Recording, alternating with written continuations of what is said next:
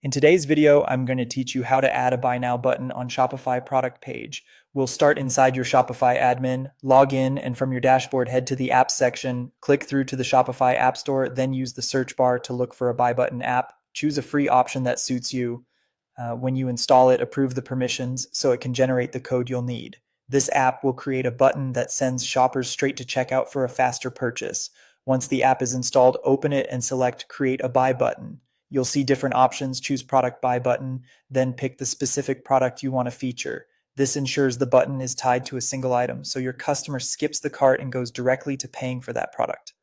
Next, change the button action to direct to checkout.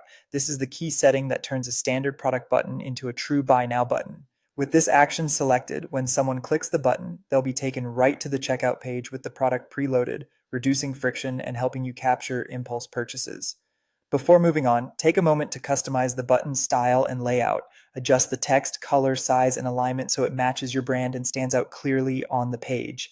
If your app offers layout controls, you can also refine spacing and how the product information is displayed alongside the button. Aim for strong contrast and readable text for the best user experience. When you're happy with the settings, click Next and copy the generated code. This code is a small snippet of HTML and JavaScript. Be sure to copy everything exactly as provided. Missing characters can break the button. Now return to your Shopify admin and go to Online Store, then Pages, and click Add Page.